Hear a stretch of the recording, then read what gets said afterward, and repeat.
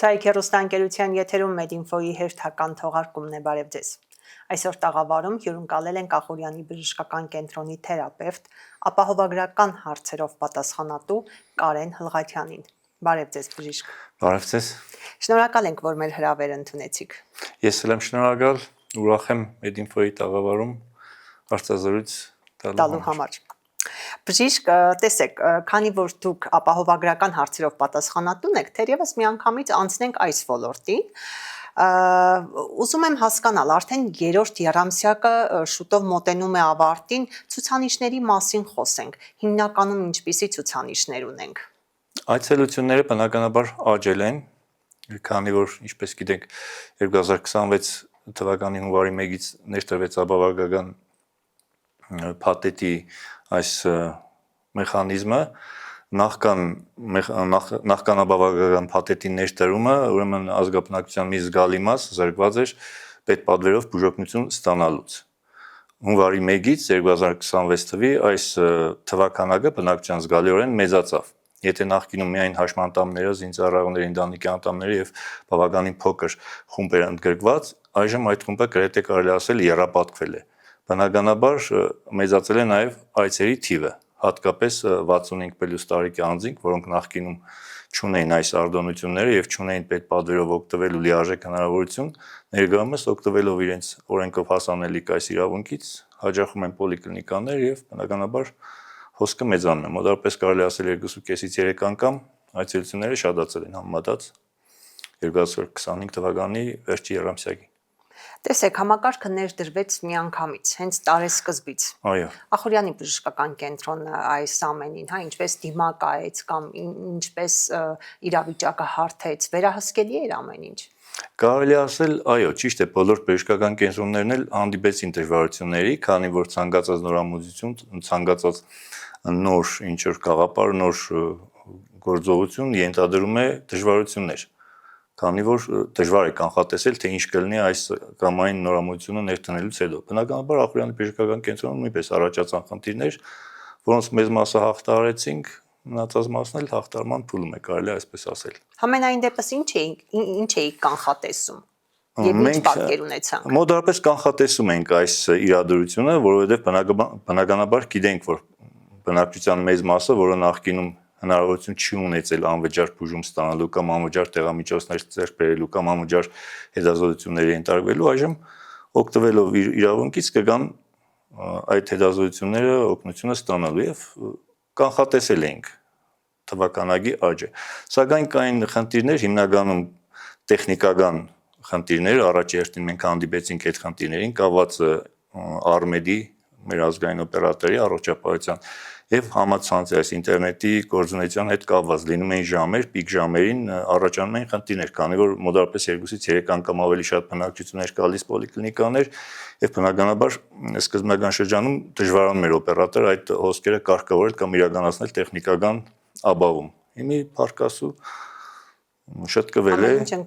չի ասի ամեն ինչ, բայց մեծ մասը խնդիրների հաղթահարվել է։ Մյուս մասն էլ արդեն ճանապարհները ոնց որ թե տնօրենները, թե բուժաշխատողները արդեն սովորել են ընթացքից կարգավորել ստեղծված խնդիրները ու առաջարժվել։ Այնուամենայնիվ եկեք առանձնացնենք այս համակարգի դրական կողմերը։ Ըստ ձեզ, որոնք են։ Հա, իհարկե, դրական կողմերը ես կասեի դրական կողմերից ամենամեծը այն է, որ համակարգը ընդգրկում է ավելի մեծ քանակի մարդկանց։ Եթե նախկինում պետպատվերից օգտվում էին հիմնականում հաշմանդամության խումբ ունեցողները ու զինծառայողների ընտանիքի անդամները, այժմ այդ խումբը զգալիորեն ընդլայնվել է։ Այժմ դրանից օգտվում են նաև 65+ տարիք ունեցող մարդիկ, ինչպես նաև 200,000 դրամ պլյուս աշխատավարձ ստացող երիտասարդ մարդիկ։ Ու երեխաները մինչև 18 տարեկանները նախկինում էլ էին օգտվում պետպատվերից, այժմ էլ են օգտվում, ուղղակի այժմ կա նաև մեկ տարբերություն, որ եթե նախկինում հիմնականում ստացիոնար բուժօգնություններ պետպատվերով, այսինքն պետության կողմից ֆինանսավորում, այժմ ֆինանսավորում է նաև լաբորատոր գործիքային հետազոտությունները, խորհրդատվական այցերը, նաև այս ծրագրի մեջ ընդգրկվել են տեղամիջոցների ավելի լայն ցանկ։ Նախկինում այդ ցանկը 200-300 անվանում տեղամիջոց էր, որը հատկացում էր այս շահառուներին, այժմ այս ցանկը զգալիորեն ընդլայնվել է, երևի 1000-ից արդեն անցել է ու օր-օրի ավելի ընդլայնվում է։ Նախկինում դժվարամատչելի ծառայությունները այժմ մտած են այս փաթեթի։ Այո, մտած են ու ի տարբերություն նախկինում մատուցվող եղանակի այժմ փոխվել է մարտավարությունը, ռազմավարությունը, նախկինում ասենք օրինակ համար զինծառայողի ընտանիքի անդամ պետք է գնար զինկոմիսարիատ, բեր համապատասխան փաստաթուղթ, գնար սոցծառայություն, բեր համապատասխան փաստաթուղթ, որ ասենք անցներ մի հատ դեմերտե հետազոտություն։ Իսկ հիմա այդ թղթաբանությունը վերածել է, եթե մարդը ընդգրված է համընդհանուր ապավարկական փաթեթում, ոչ մի փաստաթուղթ չի բերում։ Ուղղակի ներկայացնում է իրական գադները բժշկական ցուցումների հիման վրա համապատասխան մասնագետը տալիս է եզրակացություն, այս ինչ հետազոտություն անցնելու վերաբերյալ ու բուժառուն անցնում է հետազոտությունը։ Այսինքն այժմ շեշտը տրված է ըստ բուժական անհրաժեշտության ավելի շատ, քանի որ եթե մարդը շահառու է, իր հետ գործողությունները կատարում է ելնելով բժշկական անհրաժեշտությունից։ Այսինքն թղթաբանությունը նվազել է, մեր բուժառուներն է կփաստեն։ Պլյուս բուժառուները, որոնք հիմնականում թոշակառուներն են։ Անհրաժեշտությունը չկա, որպեսզի իրենք առանձին մտնեն արմետ, գրանցվեն եւ այլն, թե միանգամից կարող են Ոչ, անհրաժեշտություն չկա, որովհետեւ հենց առաջի այցի ժամանակ, երբ որ ինքը մտնում է պոլիկլինիկա, ավտոմատ բժիշկը ակտիվացնում է իր այդ փաթեթը։ Իհարկե կարող է նաեւ ինքը իր բջջային հեռախոսից, եթե ներբերված ունի արմետ համակարգ, կարող է ինքն էլ ակտիվացնել, բայց դա մեծ հաշվով ինչ որ եղանակ չի ստեղծում, որովե բանի վրա չի ազդում։ Նույնը վերաբերում է նաև ստացիոնար բուժման։ Այո, ստացիոնար բուժումը սկսում է պոլիկլինիկայից, առանց պոլիկլինիկայի ուղեգիր վերցնելու բուժառուն չի կարող բուժում ստանալ այս ապավարկական փաթեթի շրջանակներում։ Այդ դուք խոսեցիք, որ դժվարամատչելի ծառայությունների շրջանակը եւս ընդլայնվել է։ Ես խնդրեի մի քանիսը թվեիք, որպեսզի մեր ստադիտողների իմանան։ Հիմնական մեր ազգաբնակչության հետաքրքրող հետազոտությունները, ասեմ, դա համակարգչային շերտագրությունն է կամ կատեն, ժողովրդի լեզվով ասած, եւ մագնիսառեզոնանսային շերտագրությունը կամ MRT-ն։ Այս երկու հետազոտությունները այժմ ավելի մատչելի են դառել, ավելի ընդգրկուն են դառել, ավելի մեծ խավ կարող է օգտվել։ Ու եթե նախկինում բնակչությունը ասեմ շատ էր ցկտում իրանց գերխնդիրը գերնպատակը այս հետազոտությունը անցնելն է, այժմ արդեն դա խնդիր չէ։ Իրանք էլ հոգեբանորեն արդեն հասկացել են, որ դա խնդիր չէ, այժմ հիմնական խնդիրը դառել է բուժվելը։ Հիմնական խնդիրը դառել է բուժվելը, բժշկի մոտ այց գրանցելը, հերթագրվելը ու ընդունելություն ունենալը, որովհետև համակարգի ներդրումից հետո զգալիորեն մեծացել է հոսքը ու բժիշկների մոտ շատացել են հերթերը։ Բնականաբար դա արդեն զգացել են նաև մեր բուժառուները։ Այժմ իրանց համար, մեծ մասի համար, եթե նախկինում բուժառուն մտածում էր գնամ մի հատ MRT անցնեմ, գնամ կատե անցնեմ, դա իր համար այն ժամանակ մեծ խնդիր էր, այժմ իր համար ամենամեծ խնդիրը դառել է, ասենք, նեղ մասնագետի մոտ հերթագրվելը։ Արդեն ունենք կլինիկաներ, ունենք մասնագիտությունների տեսակներ, որոնց մոտ ամիս ու կես արդեն հերթ կա։ Այս կդրվածքով էլ մոտավորապես ապրիլ-մայիսն է հասել իրանց մոտի հերթերը։ Սա էլ ունի իր օբյեկտիվ պատճառները, քանի որ մենք ունենք, ինչպես նաև բոլոր երկրները ունենք կադրային պակաս։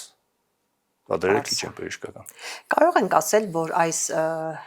համընդհանուր ապահովագրությունը բխում է կոնկրետ նշված խմբերի, բուժառուների շահերից։ Այո, իհարկե բխում է նշված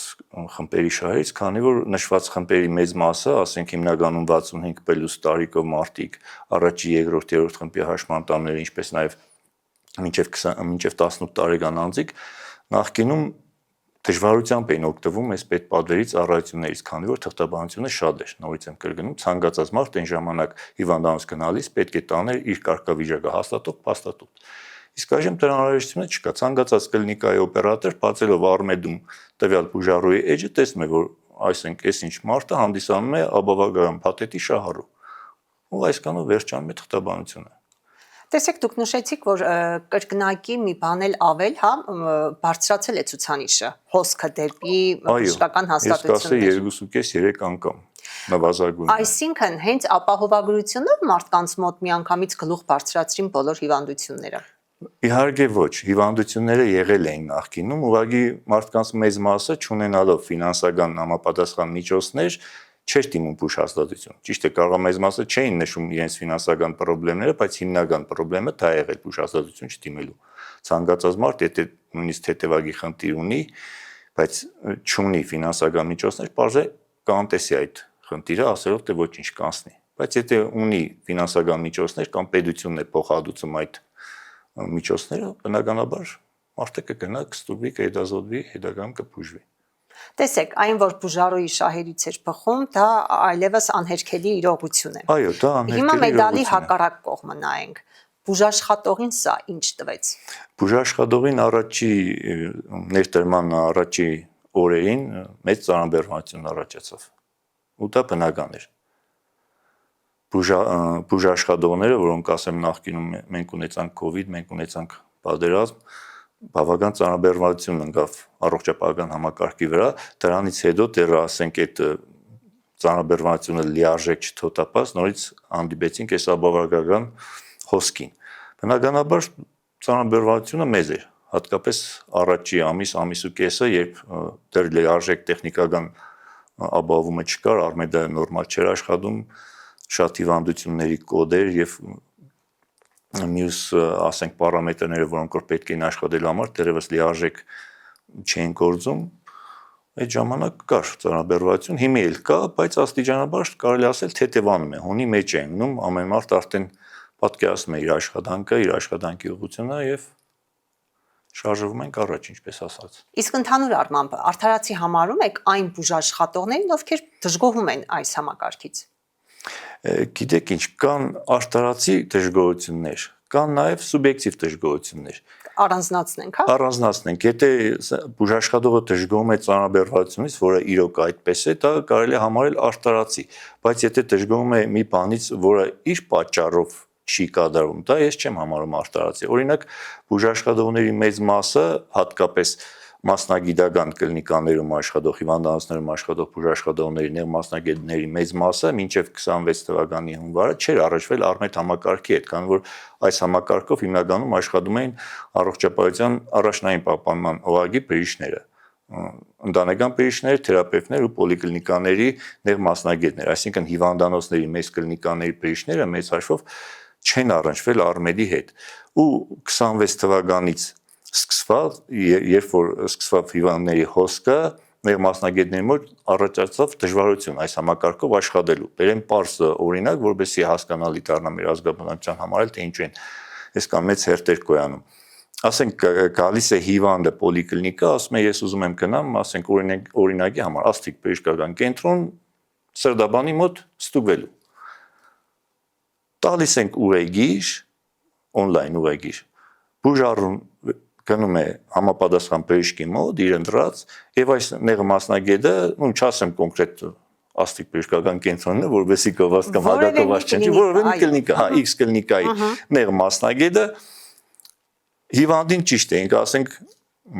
գիտագից մասնագետ է, լավ տիրապետում է իր գործին, լավ կատարում է իր բժշկական մասնագիտական պարտականությունները, սակայն չի տիրապետում Արմեդին։ Հնարավորություն չունի ինքը Արմեդ համակարգով գրանցել հիվանդին, նշանակել հիվանդին հետազոտություններ, նշանակել դեղամիջոցներ, անհրաժեշտության դեպքում կազմակերպել ստացիոնար բուժում եւ ստիված հիվանդին հետ է ուղարկում։ Ասում եք գնա նորից հետ պոլիկլինիկա, այնտեղից բեր օրինակի համար, ասենք կորոնարոգրաֆիայի ուղեգիր։ Կամ ասենք գնա անցի այսինչ հետազոտությունները, բեր պատասխանները նայեմ։ Կամ նշանակում է դեղամիջոցներ, ասում եք գնա պոլիկլինիկա, թող քո ընտանեկան բժիշկը նշանակի այս հետազոտությունները։ Սա տեխնիկական խնդիր եմ համարում, անցողիկ ժամանակավոր, քանի որ ցանկացած նեղ մասնագետ, որը վերջի հաշվով հետո 6 տարի սովորել է բժշկական համալսարանը, տիրապետում է բժշկի մասնագիտությանը, այս հասարակագործողություններին ժամանակի ընթացքում կտիրապետի, դա մեծ դժվարություն չի։ Ուղղակի ժամանակավոր դժվարություն եմ համարում, սա որի հերթերի հիմնական պատճառը այս պայթերությամբ կարելի ասել սա է, նեղ մասնագետների կողմից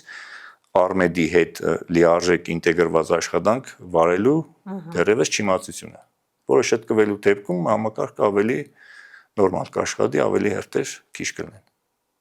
Նախկինում նաև շատ էին այն բուժառուները, ովքեր մեկնում էին արտերկիր տարբեր պատճառներով, եւ ինչ որ բուժման, եւ տեղերի ստացման։ Հիմա այս միտումը։ Այո, սա իրոք արտերկիր մեկնելը մեր առողջապահական համակարգի ամենացավոտ խնդիրներից մեկն է, քանի որ արտերկիր մեկնողները ես կբաժանեի երկու խմբի։ Մի խումբը, որը ունի մեծ ֆինանսական հնարավորություններ եւ մեկնում է արտերկիր ցանկացած ինչ որ հարցով իր բուժումը կազմակերպելու համար, ու այս մարդիկ մեկնելով բնականաբար իրենց հետ տանում են ֆինանսներ, այսինքն երկրից դուրս են հանում գումար, որը ցանկալի չէ։ Իսկ երկրորդ խումբը ծայրահեղ չունե, որ մարդիկ են մեկնում արտերգիր, որոնք ունեն որոշակի քրոնիկ հիվանդություններ ու Հայաստանում մեր երկրում չկարողանալով ստանալ համապատասխան բուժօգնություն, համապատասխան թանկարժեք դեղորայք, ստիպված ես անձամբ ունեցել եմ, ճանաչել եմ այդպիսի մարդկանց, որոնք ստիպված ընտանիքով գնացել են օրինակ համար Գերմանիա կամ Ֆրանսիա, հանձնվել են այնտեղ սոցիալական ծառայություններին, որովհետեւ կարողանան իրենց այդ քրոնիկ հիվանդության պատճառով ստանալ, ասենք, ինչ թանկարժեք դեղամիջոց կամ ինչ որ թանկարժեք վիրահատություն կամ թանկարժեք հետազոտություն։ Ներգապային այս համակարգի շնորհիվ որոշակի քանակությամբ կրճատվել է նաև այս հիվանդների թիվը, քանի որ ներգա համակարգը որոշ թանկարժեք դեղամիջոցների քրոնիկ հիվանդների կողմից օգտագործվող ծախսը նույնպես փոխհատուցում է։ Փոխհատուցում է նաև որոշ թանկարժեք հետազոտություններ։ Ներկայումս մեր երկրում, ասենք օրինակ բերեմ, պոզիտրոն էմիսիոն տոմոգրաֆիկ ծառայություն նախկինում չկար, սրա համար շատ հիվանդներ մեկնում էին արտերկիր։ Ռադիոնուկլիդային դեղամիջոցներով կատարվող ախտորոշիչ ծառայություններ նախկինում չկար, հիմա կա ու համավճարով փոխհատուցում է հիմնադրամի կողմից։ Այս պատճառով էլ բազմաթիվ մարդիկ մեկնում են արտերկիր։ Հիմնականում այս կոնտինգենտը վերաբերում է չարորակ ուռուցքներ ունեցող հիվանդներին ու եզակի հիվանդություններ կամ այսպես կոչված քիչ հանդիպող հիվանդություններ ունեցող, դժվար բուժվող հիվանդություններ ունեցող հիվանդներին, որոնք որ ստիպված մեկնում են արտերկիր։ Այս մասով էլ որոշակի թերական տեղաշարժեր կա եւ մեր հայրենագիցների մի ստվար խումբ այլևս չի մեկնում, այսինքն բուժումը ստանում է տեղում։ Տեսեք, դուք թվեցիք բավականին մեծ ու շատ կետեր, որոնք մտնում են հենց այս ապահովագրական փաթեթի մեջ։ Ինչ եք կարծում, բնակչությունը տեղյակ է այս ամենին, իրազեկվածության մակարդակը ինչպիսին է։ Իրազեկվածության մակարդակը կարող եմ ասել, որ տեղյակ է, մոտ 60-70%-ով տեղյակ է, հատկապես երիտասարդությունը, հատկապես այն մարդիկ, որոնք շփվում են համացանցի հետ, համացանցում կատարում են գործողություններ, տեղեկացված են։ Տարեց 65+ մարդիկ, ովքեր ասենք համացանց քիչ են մտնում, ասենք քիչ են առնչվում տեխնիկական միջոցների, իրենք էլ մեկը մյուսի միջոցով են տեղեկացում կամ իրենց տան երիտասարդ անդամների կամ հարազատների միջոցով։ Ու տեղեկացվածությունը չեմ համարում։ Բուժհաստատությունների կողմից իրականացվում է այդ իրազեկման արշավներ եւ այլն։ Բժիշկը չի զլանում եւս մեկ անգամ զգուշացնել բուժարուին, որ գիտես, այսինչ ծառայությունը քո համար արդեն անվճար է, չգնաս հանկարծ, չգիտեմ։ Այո, իհարկե իրականացում է, քանի որ դա բխում է բուժհաստատության շահերից, եթե բուժարուն տեղեկացված չէ, բնականաբար չի գալիս բուժհաստատություն եւ բուժօգնություն չի ստանում։ Իսկ դա բուժհաստատության համար կարելի ասել լավ չի, լավ ցուցանիշ չի։ Բուժհաստատության համար լավ ցուցանիշ համարում, եթե բուժարուն գալիս է հաստատություն, ստանում է իր բուժումները եւ գո գնում է տուն։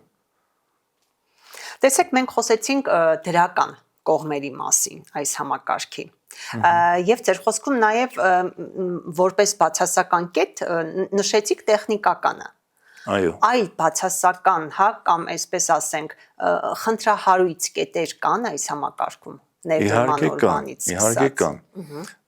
Ես կուզեի խոսել խնդրահարույց, ամենամեծ խնդիրը, որ այս պահին մենք ունենք, հերթերն է։ Բուժառուների դժգոհության հիմնական պատճառներից մեկը հերթերն է, ու կան նաև այլ պատճառներ, բայց ես ուզում եմ խոսել հերթերի մասին, ինչ են գոյանում հերթերը եւ ինչ են դժգոհում մեր բուժառուները։ Հերթերի գոյացումը ունի իր օբյեկտիվ եւ սուբյեկտիվ պատճառները։ Օբյեկտիվ պատճառը, որ ես մի անգամ եւս նշեցի, դա բժշկական կադրերի, այսինքն բժիշկների պակասն է, որը ոչ միայն Հայաստանում, այլև նույնիսկ սարկացած եվրոպական երկրներում, Միացյալ Նահանգներում, շատ երկրներում կա այս խնդիրը։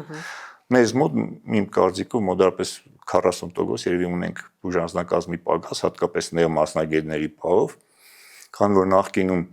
կարելի ասել անհրաժեշտությունը չի եղել, այսինքն այսքան հոսքեր չի եղել եւ նեղ մասնագետները ծանրաբեռնված չեն եղել, բայց հիմի հատկապես նեղ մասնագետների բաղով, եթե դուք էլ պոլիկլինիկաներ հաճախեք, կտեսնեք, որ նեղ մասնագետների մեծ մասը աշխատում է նվազագույնը 2 կամ 3 աշխատավայրում։ Մենք այս տաղավարից բազմիցս այս խնդիրը բարձրացրել ենք։ Հազվագյուտ երևի բուժհաստատություն կամ պոլիկլինիկա լինի, որտեղի նեղ մասնագետը մենակ տվյալ հիմնարկությունում աշխատի, քանի որ հնարավոր չէ, այսպես ասած, այդ մի հիմնարկությունում աշխատելով բավարար աշխատավարձ ստանալ։ Այս խնդիրը կադրերի բացը լրացնելը առողջապահության նախարարությունը որևէ քայլեր ձեռնարկում է։ Իհարկե ձեռնարկում է, բայց այս քայլերը պետք է ձեռնարկվեին 10 տարի առաջ, որովհետև ասենք եթե մենք ունենք թեորայիկի խնդիր, սարքավորումների խնդիր, համակարգիչների խնդիր, այդ խնդիրը նախարարությունը կարող է լուծել 5 օրվա, 10 օրվա, առավելագույնը մի ամսվա։ Կարելի է պատվիրել եւ ստանալ համակարգչային տոմոգրաֆ, կարելի է պատվիրել 3 օրվա ստանալ տեղամիջոց ներագիծ կամ մյուս սարքավորումներ, բայց բժիշկ պատվիրել եւ ստանալ 3 օրում, մի ամսում կամ մի տարում դա հնարավոր չէ բոլորս երկար ժամանակ է այն բժիշկ պատրաստելու համար անհրաժեշտ է նվազագույնը 7-ից 10 տարի, բուժքույր պատրաստելու համար 3-ից 5 տարի։ Այսինքն այս գործընթացից 10 տարի կամ 5 տարի առաջ պետք է պլանավորել, նախատեսել նաև լրացուցիչ բժշկական կադրեր հոսքերը ապահովելու համար, որը չի իրականացվել եւ հերթի օբյեկտիվ պատճառներից մեկը սա է։ Կան նաև սուբյեկտիվ պատճառներ, որ ունի կազմակերպչական բնույթ։ Դրանց ես մեկը նշեցի ներմասնագետների կողմից արմեդին չտիրապետելը, կա նաև բուժհաստատություններում, ասենք կազմակերպչական հարցերի ոչ լիարժեք իրականացումը տնօրինության, թե ասենք հիվանդների կողմից, թե բժիշկների կողմից, այսինքն տեսեք արտասահմանում ոնց է ընդունված, մարդը ժամ է վերցնում, տվյալ ժամին գնում է իր բժշկի մոտ։ Մեզ մոտ դեռ այս ինստիտուտը, դեռ այս համակարգը լիարժեք չի գործում։ Նախկինի պես մարդիկ երբ, ինչպես ասած, հարմար են գտնում, գալիս են բժշկի ու երբ տեսնում են հերթերը դժգոհում են, ասում են, չի, ես չկարողանամ մտնել բժշկի մոտ։ Բայց հերթ է, մարդը հերթագրվել է, նախորդ օրը գրանցվել է, ասենք, այս ժամին ինքը պետք է գա այդ ժամին ստանալ իր բուժօգնությունը։ Իսկ այն մյուսը չի գրանցվել, եկել է, բայց ինքն էլ է ուզում ստանալ։ Այստեղ առաջանում են հերթեր, երբեմն նույնիսկ վիճաբանություններ։ Այդ հայավարի կոտրելու ներս մտնելու այդ ավանդույթը դեռ չի վերացել։ Չի վերացել, ասեմ նույնիսկ թե բուժառուների կողմից, թե բժիշկների կողմից երբեմն այս բանը խախտվում է, ամեն մարդ փորձում է իր ծանոթին մտցնի։ Ամեն մարդ փորձում է ինքը առաջինը մտնի, անկախ այն բանից շտաբում է թե չի շտաբում, եթե ասենք օրինակ գալիս է ինչ-որ բուժառու, որը գիտես որ ասենք անհետաձգելի ինչ-որ գործ է անում, անհետաձգելի բնակավարում է աշխատում, որին պետք է շուտ սպասարկել։ Բայց եթե գալիս է մարդ, որը գիտես որ չի աշխատում, թոշակառու է, ազատ ժամանակ էլ չունի, բայց չի ուզում ասենք հերթը զիջի, օբյեկտիվ ձևով։ Կան էլի այսպես խնդիրներ կան, որոնք լուծելի խնդիրներ են։ Քանի որ ինձ արդեն հուշում եմ, որ մեր հաղորդումը մոտենում է իր ավարտին,